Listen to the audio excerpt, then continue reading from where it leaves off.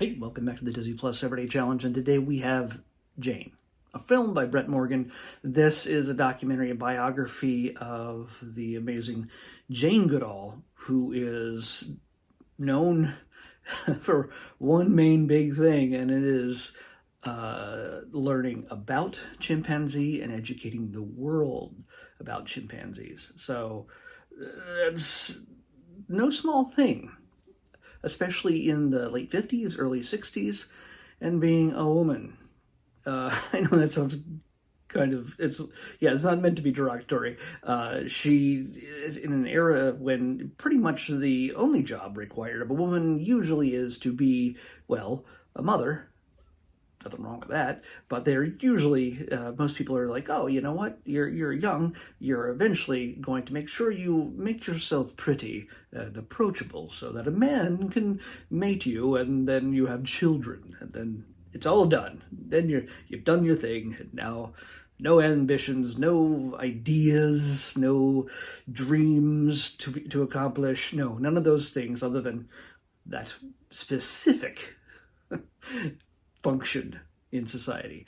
Jane, since a very young age, as we find out in this documentary, which, by the way, is from 2007. It says 2017. Yeah, it's an hour and a half long. And there are so many documentaries about Jane Goodall. Just so you know, there's all of them. There's at least 2 or 3 maybe on Disney Plus at the time. But this is very much about her early years, and it is footage filmed by Hugo van Lawick, and he's known now. He's passed away since in 2002.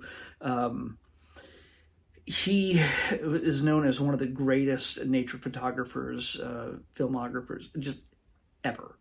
And the footage that you see in this, I think probably more than 100 hours, unless I'm mixing this up with a different documentary I'm thinking of, probably more than 100 hours of footage had been lost, had been just sort of gone for the longest time, and was rediscovered in 2014 and is a major contribution to this film. It is amazingly well preserved, or at least upscaled and cleaned up, and it looks fantastic. Yes, it still looks like the 60s, but it looks clear. It's none of this rough, jumbled cuts and washed out colors. It looks really, really good. And like no weird speed issues or anything else. He used some good cameras, I'm guessing, some fantastic film, and knew how to frame a shot. He eventually became her husband, because you can tell early on, even before they reveal that, that the camera likes her. There's a lot of footage, not just of chimpanzees or trees and nature and other animals in Africa and the place. Oh my gosh, I've already forgotten the name of the place. The expedition that they went on. Well, I'll get to that. You can tell that there's a lot of shots just of her. Pretty young woman, yeah. That would work to her benefit, and to the opposite of benefit. This whole thing started when Dr. Louis Leakey, a man who's an archaeologist and paleontologist, wanted to, hey, you know what, find out what's going on with, chimpanzees, and I want to have somebody do some research on this, and but there's a lot of people who kind of were stilted in the scientific community, trying to push things a certain way, wanted to sort of put their own beliefs into things more than actually seek out truth and facts objectively. And he had a secretary, just happened to be a woman, who really loved animals and really hoped to someday go to Africa and live amongst them. Well, it just happened to be Jane. Jane got a job with him as a secretary, as one does when they're not having children, apparently in the 60s. And he decided, hey, you know what? She is, one, not in any way biased. She has no scientific background, but she has to have incredible patience, a curious mind, and she fit the bill for this, and it was her dream. It literally, imagine a dream that you wanted to be Batman, and guess what? Suddenly you find yourself in the Batcave. That is what the dream was for her, just literally becoming the Batman of chimpanzees. Not literally. There's no crime fighting in this, but it's still she's getting to live her dream, and you get to see her at a very young age throughout much of this film, and it intercuts from that and some modern interview footage with, imagine, the director Brett Morgen asking her questions, and also her, I think, reading from her biography as well, certain pieces of the story. A lot of this was taken from her writings, but also some interview footage and some just original footage that it's amazing to see after more than half a century. That it looks so good, because I mean, we see a lot of the stuff that, not that any of the stuff that Disney has put out from the olden days that Walt had, encouraged them to do, a lot of nature stuff. It's not like any of that stuff is horrible, but I think if you compare that to what Hugo has done in this, it looks fantastic. This stuff looks fantastic. You get to see her first reactions with the chimpanzees. Again, I should say first reactions. Well, you get to see a lot of the stuff when she first started getting closer to them.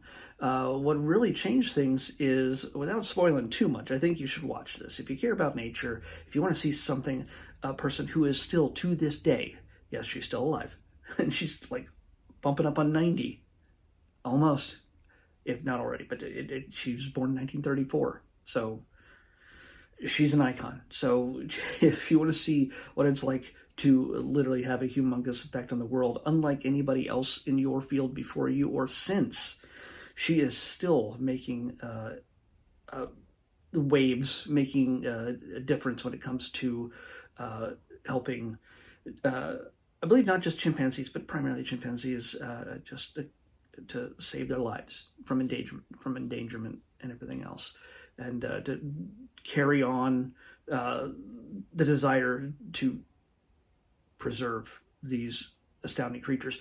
Going all the way back to Dr. Louis Leakey, he was looking for somebody who would be able to look at these animals and see if there's any way we could maybe see what humans might have been like in the Stone Age, something just very far back. What could we be like, and what is the difference or the similarities between us and the chimpanzees? Because we are barely a DNA bit away from being very, very similar. It's kind of astounding. And one of the discoveries she made was the fact that they created and used tools in order to get food. And this is something that blew everybody's mind, to the point that it made newspaper, it made the news around the world.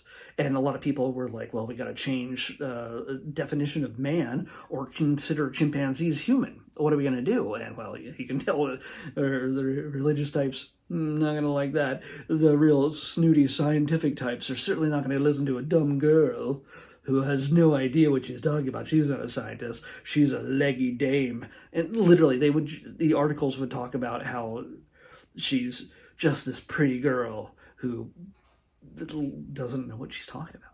They would try to denigrate her standing in any of these claims. And so National Geographic ponied up the money. This is a National Geographic documentary, by the way. They ponied up the money to have a cameraman come in and film this. Not just a cameraman, but a filmmaker just literally come in and film her and her work.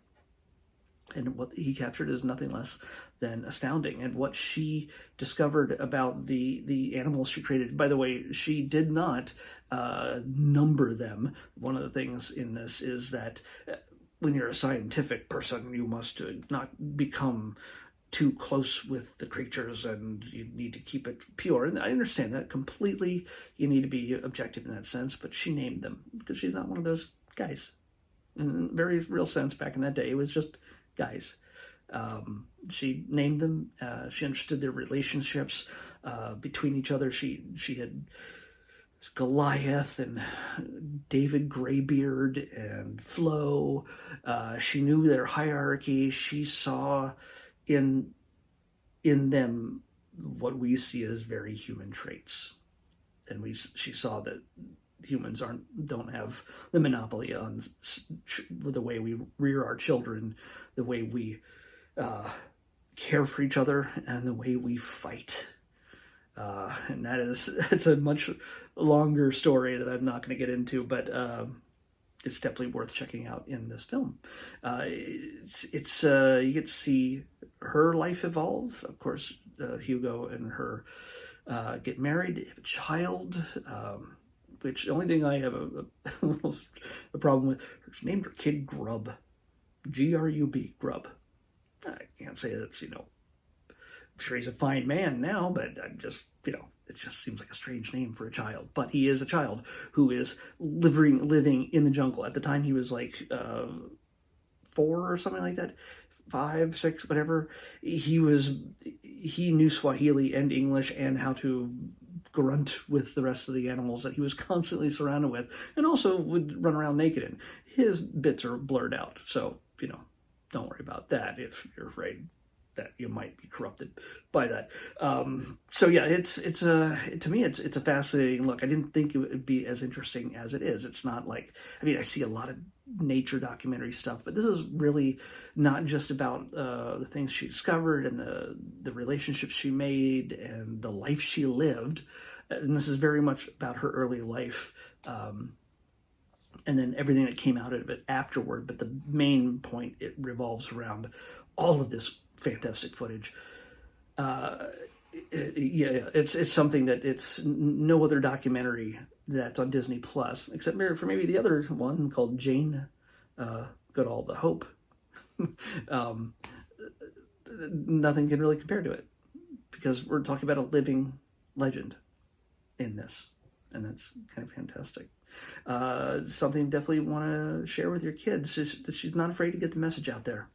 And any way possible, again, documentaries, appearances. I think my mom told me that Ellen had her on when I told her that I was going to watch this. She's like, at one point when Ellen had a show, that Jane Goodall is like a hero of hers, and she made a preserve in some part of Africa. I can't remember where, but it's kind of fascinating.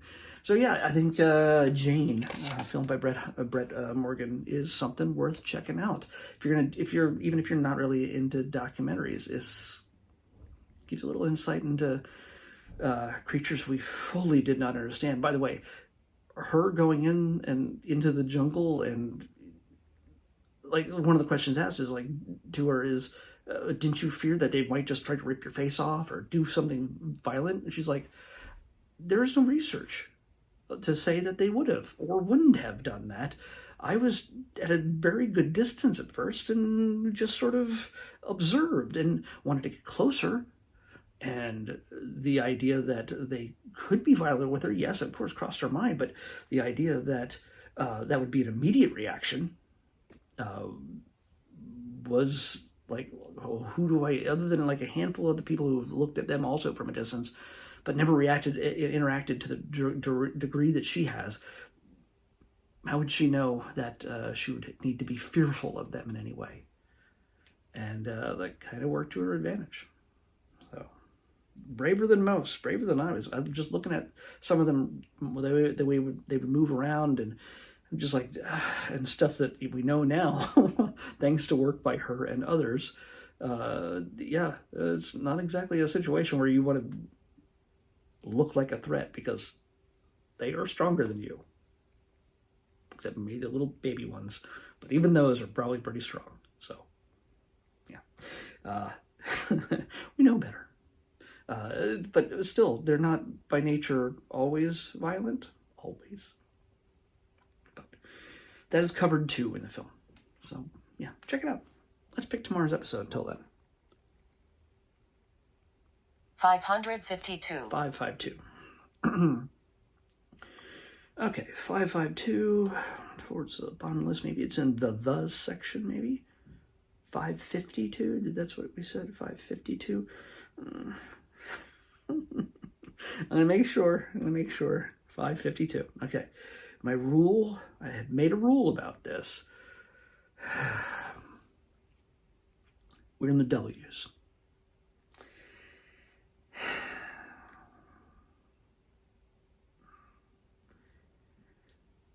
It's another documentary. You can probably, if you've seen my episodes, and I've talked about this before, you know I have a thing about shark videos. There's a lot of them on Disney Plus, last I checked. There's still more than 30 we haven't watched, and we've seen a lot so far. Still 30. We're going to knock one more out. And I think I'll have to check. If we get one more, or this might be the last one in a quarter, we're not doing any more for the rest of the year. I can't remember the rule. One way or the other, can't keep doing shark stuff. Anyway, we're going to be watching World's Biggest Great White. See all those shark things like in a row. Worlds, and then there's shark. World's biggest hammerhead, biggest tiger shark. There's deadliest snakes and deadliest jaws and sins. Whatever. We're watching World's Biggest Great White. Question mark at the end. On the next Disney Plus Everyday Challenge. I'll see you back here tomorrow with it.